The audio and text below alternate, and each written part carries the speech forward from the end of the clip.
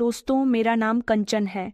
एक औरत के कई रूप होते हैं, मगर लोग उस औरत को सिर्फ उसी रूप से जानते हैं जिसमें वह खरी साबित नहीं होती। मैं तो इस दुनिया के लिए एक ऐसी कलंकिनी साबित हुई थी कि लोगों ने मेरा चैन और सुकून मुझसे छीन लिया था।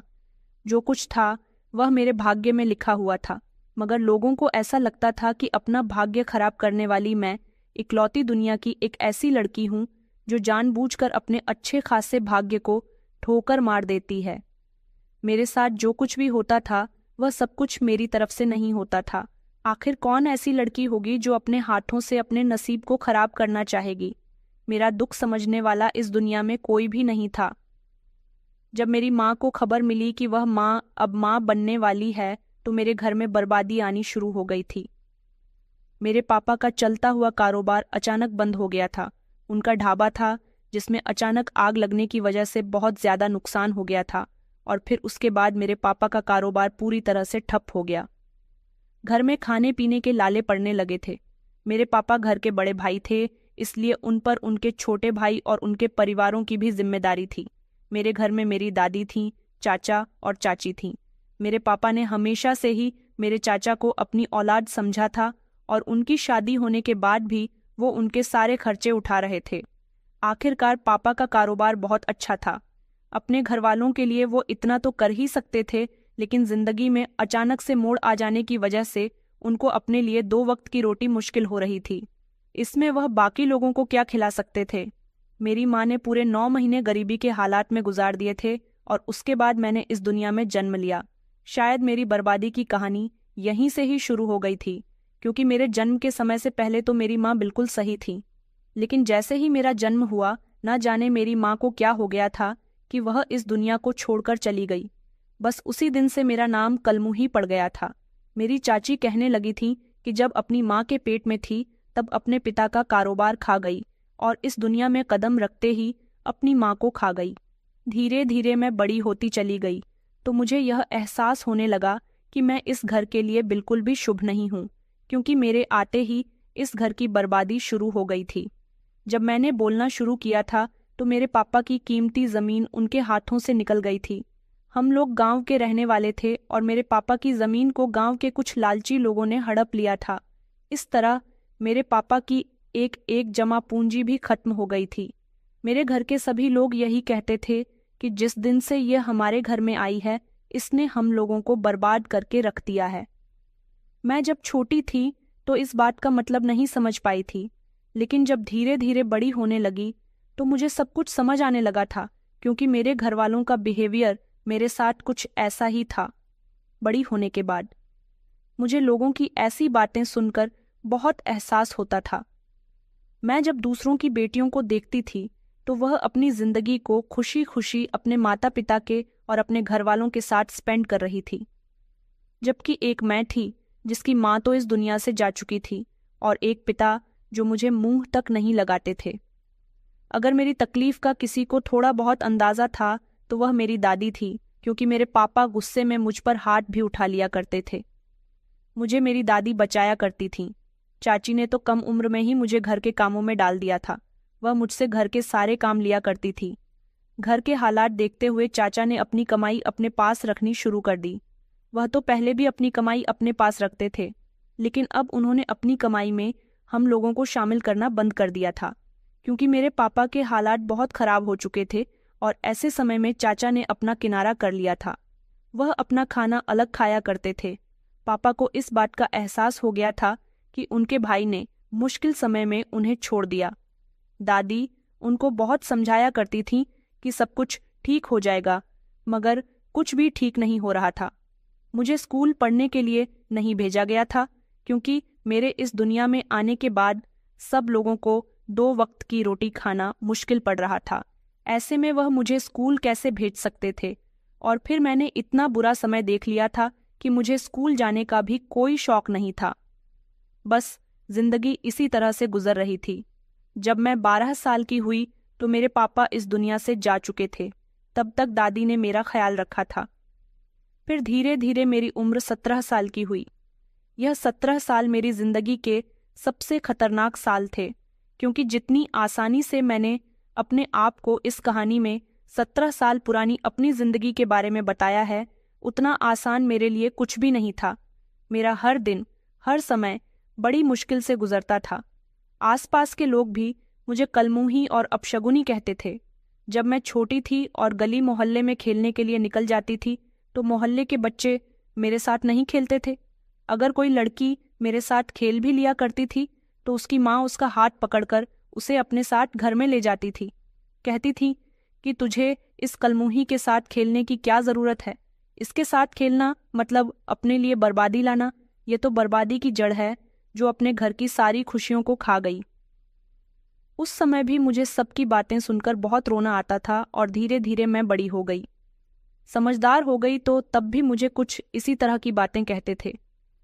मेरा तो रो रो कर बुरा हाल हो जाता था। दादी को मेरी थोड़ी बहुत तकलीफ का अंदाज़ा होता था, तो वह मुझे समझाने की कोशिश करती थी। कहती थी कि सब कुछ ठीक हो जाएगा, तुम फिक्र मत करो, मैं मरने से पहले तुम्हारी शादी करवा कर जाऊंगी, क्योंकि मैं तुम्हें तुम्हारे चाचा चाची के भरोसे छोड़कर नहीं जा सकती।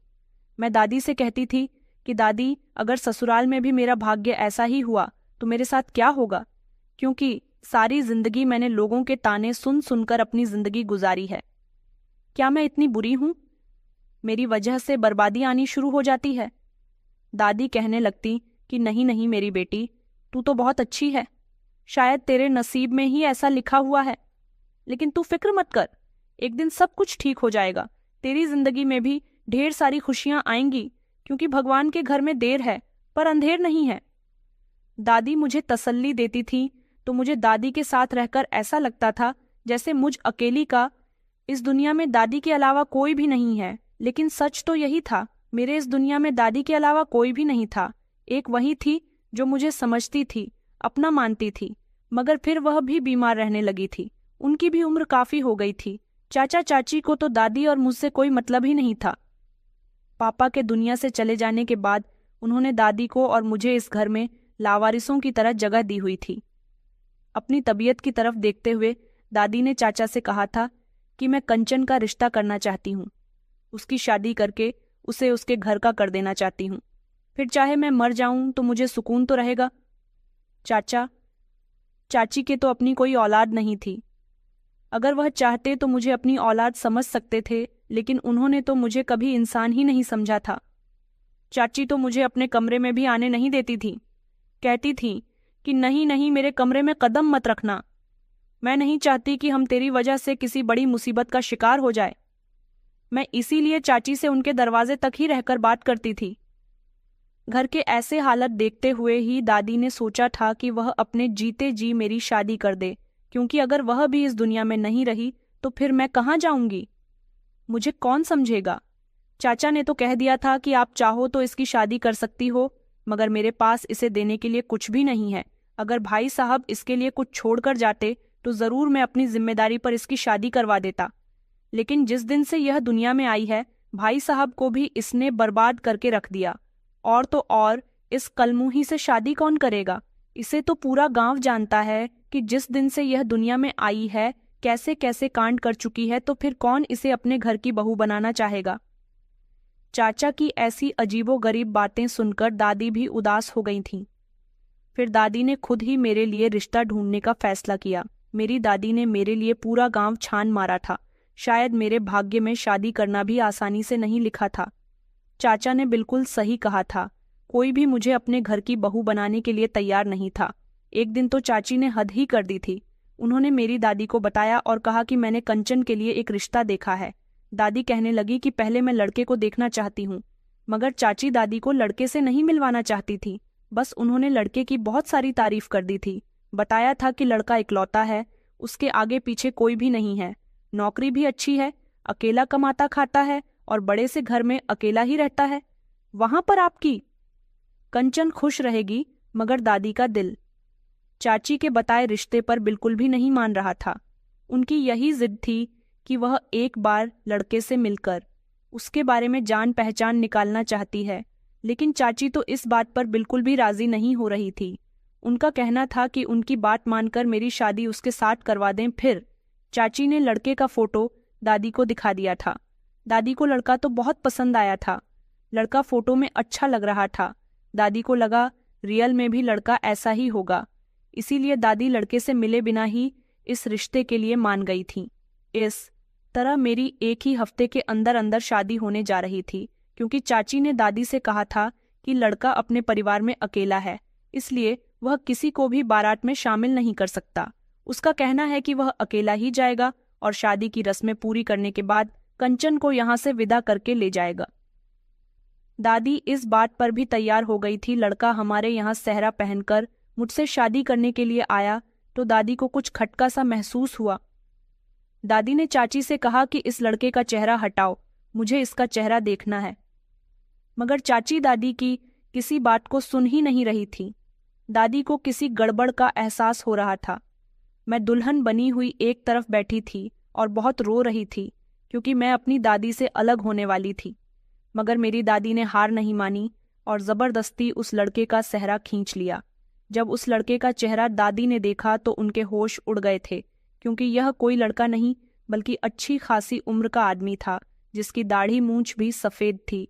चाची ने तो दादी को किसी जवान लड़के का फोटो दिखाया था, मगर यह तो कोई और था। दादी के तो पैरों तले से ज़मीन निकल गई थी। दादी सोचने लगी कि अच्छा हुआ कि शादी होने से पहले पहले उनकी आंखों के सामने सारी हकीकत आ गई। शादी होने के बाद वह उसकी शक्ल देखती तो अनर्थ हो जाता।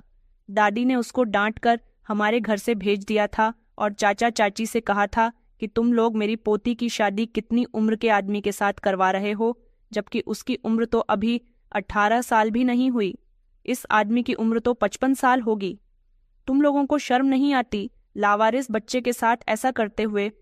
उसके बाद इस बात पर दादी और चाची में बहस शुरू हो गई थी। चाची कहने लगी कि इसका तो शुक्र मनाओ कि वह आदमी से शादी करने के लिए तैयार हो गया था, क्योंकि तुम्हारी पोती की हरकतें जैसी हैं, पूरे गांव में कोई भी इससे शादी करने के लिए तैयार नहीं होगा। दादी ने कहा था कि मैं अपनी पोती की शादी अपनी जिम्मेदारी पर करूंगी। तुम लोगों को उसके लिए रिश्ते तलाश करने की कोई ज़रूरत नहीं है। दादी ने अब अपने गांव में नहीं बल्कि आस पड़ोस के गांव में मेरे लिए रिश्ते तलाश करना शुरू कर दिए थे। मैं बहुत खूबसूरत थी। दादी मेरा फोटो दिखाकर लोगों से रिश्ते की बात कर लिया करती थी और फिर फाइनली दादी को मेरे लिए एक अच्छा सा रिश्ता मिल गया था। एक पड़ोस के गांव वाली औरत थी जो मुझे अपने घर की बहू बनाने के लिए तैयार हो गई थी। उसने अपने बेटे के लिए मुझे पसंद कर लिया था। दादी उनको हमारे घर तो नहीं लेकर आई थी, पर दादी ने उन्हें मेरा फोटो दिखाया था।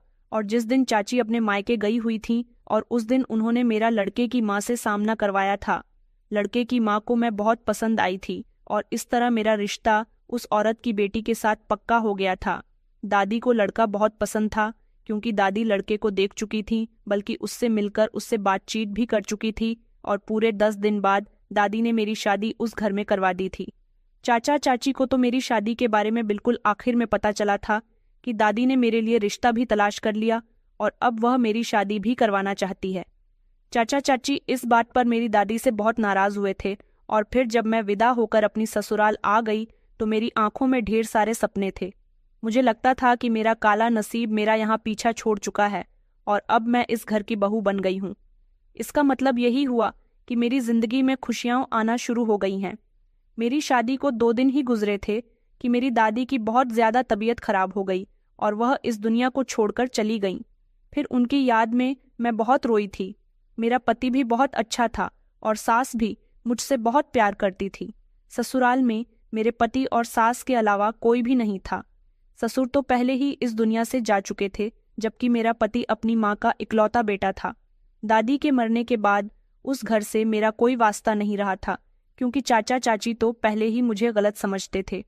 मेरी जिंदगी अपनी ससुराल में सुकून से गुजर रही थी, मगर फिर अचानक मेरी जिंदगी फिर से पहले की तरह हो गई। एक दिन हमारे घर मेरे गांव की एक औरत आई।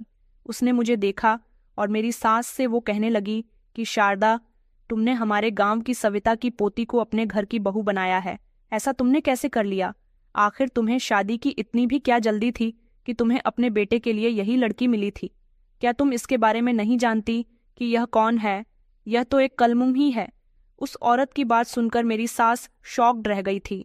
उसने कहा कि अभी तक तुम्हारे घर में कोई परेशानी नहीं आई। मेरी सास उससे कहने लगी कि तुम यह किस तरह की बातें कर रही हो, मुझे साफ साफ बताओ। तब उस औरत ने मेरी सास को बताया कि यह सविता की पोती है।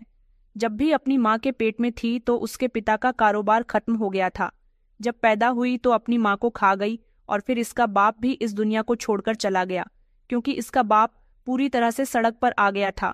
इसके भाग्य ने इसके पिता को कंगाल करके रख दिया था। तुम्हें नहीं पता, इसकी चाची भी इसे पसंद नहीं करती थी। मैंने सुना तो था कि इस कलमुही की शादी हो गई, मगर यह नहीं पता था कि इसको तुमने अपनी बहू बनाया है, मेरी सास कहने लगी।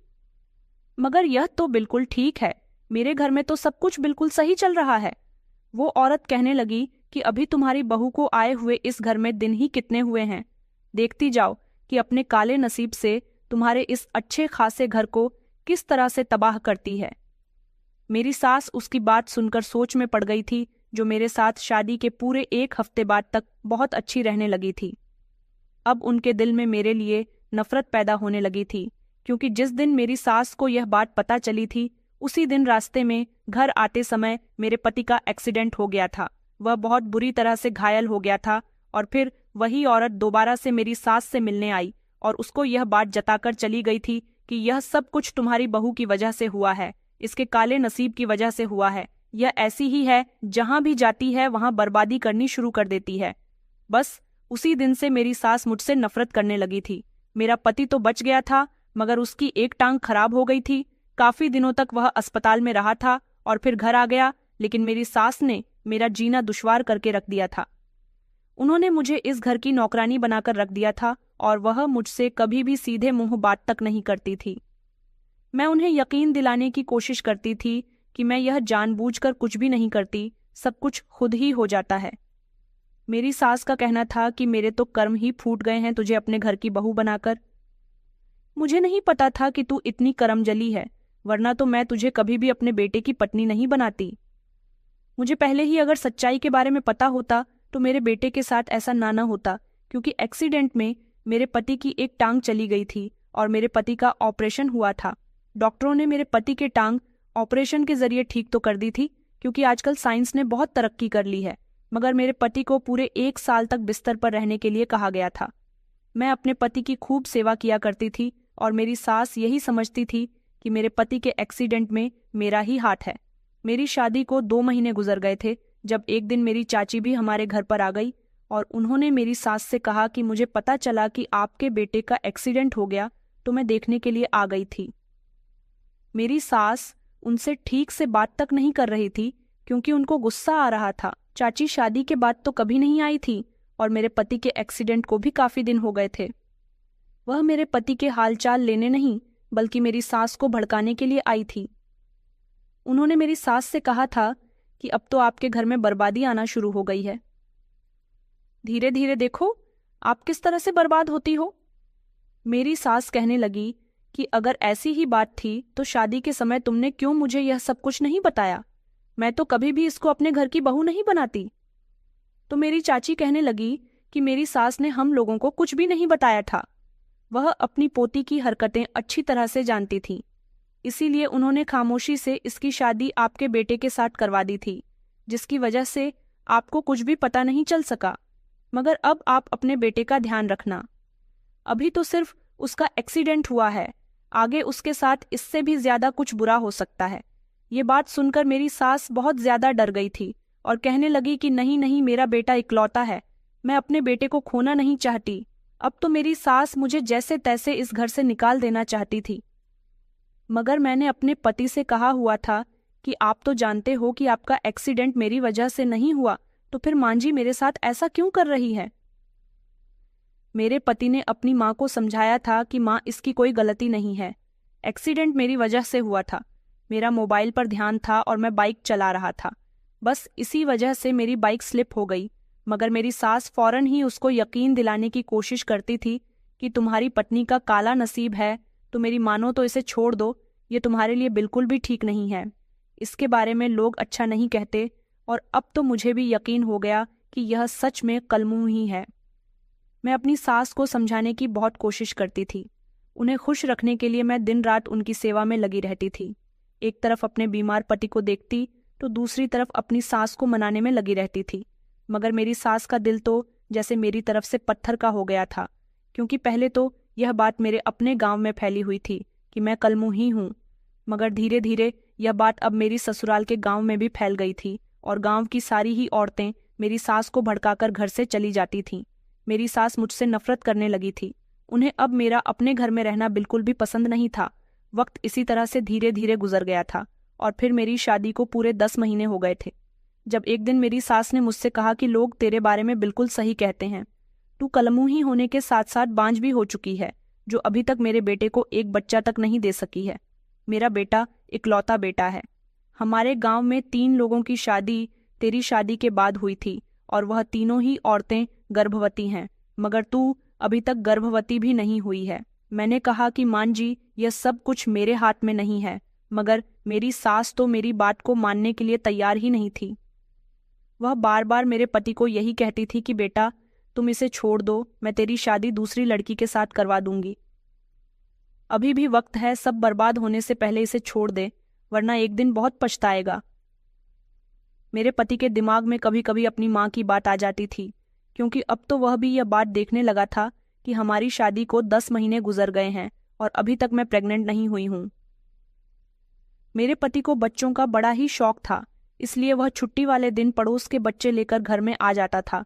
लेकिन जब मैं उन बच्चों को गोद में लेती थी तो मेरी सास मेरी गोद से बच्चे छीन लिया करती थी और कहती थी कि अगर इस बच्चे की माँ को पता चल गया कि मैंने इसको तेरी गोद में दिया है तो इसकी माँ कभी भी हमारे घर नहीं भेजेगी। अपनी सास की ऐसी बातें सुनकर मेरा दिल बहुत दुखता था। मेरी आंखों में आंसू आ जाते थे। मैं अपनी किस्मत पर सारी सारी रात रोती रहती थी। इसी तरह मेरी शादी को 1 साल से ज्यादा हो गया था। अब तो मेरे पति के दोस्त भी उससे यह कहने लगे थे कि तुम्हारी शादी को 1 साल से ज्यादा हो गया, अभी तक तुम पिता नहीं बन सके। आखिर ऐसी भी क्या परेशानी है भाभी में? उसकी बात पर मेरा पति खामोश हो जाता था और उनके जाने के बाद वह मुझसे नाराजगी जताता था। कहता था कि देखो, मुझे बच्चा चाहिए क्योंकि मुझे बच्चों का बहुत शौक है, और अगर तुम बांझ हो तो फिर मैं तुम्हें छोड़ दूंगा और दूसरी शादी कर लूंगा। मुझे तो लगता था कि मेरा पति अपना है, लेकिन अब धीरे धीरे वह भी यह बात मानने लगा था कि मैं बांझ हूँ। मेरी सास मुझे दिन रात बांझ होने के ताने देने लगी थी। मैं भगवान से प्रार्थना करती थी कि वह मेरी गोद भर दे, क्योंकि मैं यह सब बचपन से बर्दाश्त करती आई हूँ। अब आगे कुछ भी बर्दाश्त करने की हिम्मत मेरे अंदर नहीं है। इतना ही नहीं, एक दिन तो मेरी सास के रिश्तेदार हमारे यहाँ आए थे। मेरी सास ने मुझे चाय बनाने के लिए कहा था। मैं गरम गरम चाय कप में करके उन्हें ट्रे में रखने के बाद मेहमानों के पास लेकर जा रही थी। वह 2 पति पत्नी थे और उनके साथ उनके 2 शरारती बच्चे भी आए थे। वो दोनों बच्चे सारे घर में बहुत ही शरारत करते फिर रहे थे। जब मैं चाय की ट्रे लेकर कमरे के अंदर जा रही थी, तभी वह दोनों बच्चे आकर मुझसे टकरा गए और चाय की ट्रे मेरे हाथ से गिर गई। गरम गरम चाय थोड़ी थोड़ी छलक कर उन बच्चों पर भी आ गई थी, जिसकी वजह से उन दोनों को जलन महसूस हो रही थी और वह चिल्ला चिल्ला कर रो रहे थे, जबकि बाकी की सारी चाय मेरे ऊपर आई थी। मैं भी बहुत बुरी तरह से तड़प रही थी, मगर मेरी तकलीफ किसी को नजर नहीं आई। मेरी सास मुझे डांटने लगी और कहने लगी कि यह तूने क्या कर दिया, मासूम बच्चों को जला दिया तो खुद माँ नहीं बन सकती, इसलिए दूसरों के बच्चों को भी नहीं देख सकती। मैंने अपनी सास से कहा, मैंने इन लोगों पर चाय नहीं गिराई है, ये लोग मुझसे टकरा गए। गलती से मेरे हाथ से चाय की ट्रे गिर गई। मेरी सास ने कहा, तो तेरे हाथों में जान नहीं थी। उन्होंने मुझे उन लोगों के सामने ही जलील करना शुरू कर दिया था, जबकि वो लोग भी मुझे बुरा भला कह रहे थे, क्योंकि उनको बढ़ावा तो मेरी सास की तरफ से मिला था। मेरे पैरों पर चाय आई थी। बच्चे तो रो धोकर शांत हो गए थे, जबकि मुझे मेरी सास ने मेहमानों के सामने जलील करके रख दिया था। मैं अपने कमरे में आकर बहुत रोई थी। उस दिन मुझे एहसास हुआ था कि मेरा नसीब सच में खराब है। लोग मुझे कहते हैं कि मैं करमजली हूँ, कलमुही हूँ। इसका मतलब यही है कि वह बिल्कुल ठीक कहते हैं। सच में मेरा नसीब काला है, जिसमें अंधेरे के सिवा कुछ भी नहीं है। मैं यह सब कुछ खामोशी से बर्दाश्त करती थी। अब तो मेरी सास ने मेरे पति के लिए लड़कियां तलाश करना भी शुरू कर दिया था, क्योंकि अब वो मुझे किसी भी तरह इस घर से निकाल देना चाहती थी। उन्हें लोगों से बातें सुनने को मिलती थी कि तुम्हारी बहू ने अभी तक तुम्हें कोई पोता पोती नहीं दिया। लोगों की बातें सुनकर मेरी सास भी यही चाहती थी कि जल्द से जल्द उनकी गोद में कोई पोता पोती आ जाए, क्योंकि सारी जिंदगी उन्होंने एक बेटे के साथ ही गुजार दी थी, जबकि उन्हें भी बच्चे बहुत पसंद थे। और अब तो उन्हें मुझे बांझ कहने का बहाना मिल गया था, क्योंकि शादी को इतना समय हो गया था। तो उन्हें यही लगता था, और वह मुझे पूरे विश्वास के साथ बांझ कहती थी, क्योंकि अब मेरी शादी को 2 साल होने वाले थे। अब मेरी सास मुझे इस घर में बिल्कुल भी बर्दाश्त नहीं कर रही थी। बस वह मेरे पति से यही कहती थी कि तुम दूसरी शादी कर लो, इस घर में बच्चा आ जाएगा, घर की रौनक बढ़ जाएगी, और इसे डाइवोर्स दे दो या अपने चाचा चाची के पास चली जाएगी। अपनी सास की यह बात सुनकर मैं उनके पैरों में गिर गई थी और कहने लगी थी कि प्लीज मां जी, मेरे साथ ऐसा मत करो। मैं चाचा चाची के घर नहीं जाना चाहती, मैं इसी घर में रहना चाहती हूँ। मेरी सास कहने लगी, इस घर में रहते हुए भी तू इस घर की अच्छी खासी बर्बादी कर चुकी है। तेरे आने के 1 हफ्ते बाद ही मेरे बेटे का एक्सीडेंट हो गया और आज तक वह अपने ढंग से ठीक से नहीं चल पाता। कितने समय तक तो इस घर में अच्छा खाना भी नहीं बना, क्योंकि मेरा बेटा ऐसी हालत में काम पर नहीं जा सका। तेरी वजह से मुझे लोगों को कितनी बुरी भली बातें सुननी पड़ती हैं।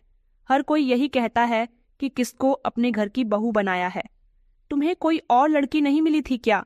मेरी सास ने तो इतना रोना धोना डाल दिया था कि मेरा पति अपनी माँ की बात मानने के लिए तैयार हो गया था, क्योंकि मेरी सास रोते रोते नौटंकी करने लगती थी, अपनी तबीयत बिगाड़ने की एक्टिंग करने लगी थी, ताकि मेरा पति उनकी बात मानने पर तैयार हो जाए और दूसरी शादी कर ले और मुझे इस घर से निकाल दे। मेरे पति ने कहा था कि ठीक है माँ, अगर आप कहती हो तो मैं दूसरी शादी कर लूंगा, मगर आप रोना बंद करो। मैं तो अपने पति को फटी फटी आंखों से देख रही थी और बुरी तरह से रोई थी। जब रात के समय मेरा पति कमरे में अकेला मेरे साथ मौजूद था, तब मैंने अपने पति से कहा कि अगर तुम मुझे छोड़ने का फैसला कर चुके हो तो एक बार मेरी बात मान लो। मैं चाहती हूँ कि तुम मुझे शहर लेकर चलो, वहाँ डॉक्टर से मेरा इलाज करवाओ। अब भी यह बात साबित नहीं हुई है कि मैं बांझ हूँ, ऐसा सिर्फ लोग कहते हैं, मगर मुझे नहीं लगता। मेरा पति कहने लगा कि तुम्हारा क्या मतलब है? डॉक्टर को दिखाने के बाद क्या यह बात साबित हो जाएगी? मैंने कहा कि मैं तो अनपढ़ हूँ, मगर आप तो पढ़े लिखे हो। डॉक्टर मेरी रिपोर्ट करवाएंगी, उसमें यह बात साबित हो जाएगी कि मैं बांझ हूँ या नहीं। अगर मैं सच में बांझ हूँ तो मैं खामोशी से आपका घर छोड़कर चली जाऊंगी, और अगर रिपोर्ट से यह साबित हो गया कि मैं बांझ नहीं हूँ और आगे मैं माँ बनने के काबिल हो सकती हूँ, तो प्लीज़ आप मुझे मत छोड़ना। मैं सारी जिंदगी आपकी और माँ जी की नौकरानी बनकर सेवा करती रहूंगी, मगर मेरे ऊपर इतना बड़ा जुल्म मत करो, एक बार मेरी बात मान लो। मेरी बात सुनकर मेरा पति कहने लगा कि अच्छा ठीक है, कल मैं तुम्हें डॉक्टर के यहाँ लेकर चलूंगा। मेरा पति मेरे साथ ढंग से बातचीत तो नहीं करता था, क्योंकि मेरी सास ने मेरे खिलाफ उसके दिल में काफी जहर भर दिया था। फिर भी वह मुझे अगले दिन डॉक्टर के यहाँ लेकर चला गया था। डॉक्टर ने हम दोनों पति पत्नी की रिपोर्ट बताई थी, जो रिपोर्ट 3 दिन के बाद आनी थी। चेकअप करवाने के बाद हम लोग घर आ गए थे। मेरी सास ने पूछा भी था कि तुम दोनों कहाँ गए थे। मेरे पति ने मेरी सास को सब कुछ बता दिया था। मेरी सास ने कहा था कि ठीक है, अगर रिपोर्ट में यह आया कि यह बांझ है तो मैं इसे फौरन ही अपने घर से निकाल दूंगी। मेरी सास को पूरा पूरा भरोसा था कि रिपोर्ट में यही आएगा, जबकि मुझे भी अपने भाग्य पर यकीन नहीं था कि मेरे साथ भी कुछ अच्छा हो सकता है। इसलिए मैं भगवान से प्रार्थना कर रही थी कि अब की बार अगर मेरे साथ कुछ गलत हुआ तो मुझे उसको बर्दाश्त करने की क्षमता देना, क्योंकि अब मेरे अंदर कुछ भी बर्दाश्त करने की क्षमता नहीं थी। अब मुझे रिपोर्ट आने का इंतजार था। 3 दिन बाद मेरा पति मुझे डॉक्टर के यहाँ ले गया था। जब डॉक्टर ने रिपोर्ट देखने के बाद रिजल्ट बताया तो मैं खुशी से फूली नहीं समा रही थी, क्योंकि डॉक्टर ने बताया था कि तुम बांझ नहीं हो, तुम बिल्कुल ठीक हो, तुम्हारे अंदर कोई ऐसी कमी नहीं है जिसकी वजह से तुम बच्चा पैदा ना कर सको। लेकिन जब डॉक्टर ने मेरे पति की रिपोर्ट देखी तो उनके चेहरे का रंग उड़ गया था। डॉक्टर ने हमें एक ऐसी बात बताई जिसे सुनकर हमारे होश उड़ गए थे। डॉक्टर ने कहा कि आप तो बिल्कुल ठीक हो, मगर आपके पति बच्चा पैदा करने काबिल नहीं है। वह नामर्द है और सारी जिंदगी शायद वह बच्चा पैदा नहीं कर सकेंगे। मुझे तो डॉक्टर की बात पर यकीन भी नहीं आया था। मैंने कहा था कि डॉक्टर ऐसा नहीं हो सकता, मेरे पति तो बिल्कुल ठीक है। डॉक्टर कहने लगी कि जैसा रिपोर्ट बता रही है हम भी आपको ऐसा ही बता रहे हैं। मेरे पति यह बात सुनकर खामोश हो गए थे और फिर हम अस्पताल से बाहर आ गए थे। मेरे पति चल तो सकते थे, मगर वो पहले की तरह नॉर्मल नहीं थे। वह लंगड़ाकर चलते थे और मैं उनको सहारा दिया करती थी। मेरे पति ने मुझे बैठने के लिए कहा, इसलिए हम अस्पताल के बाहर ही एक किनारे की तरफ बैठ गए थे। जब मेरे पति ने मेरे आगे हाथ जोड़ लिए और कहने लगे कि मुझे माफ़ कर दो कंचन, मैं अपनी माँ की बात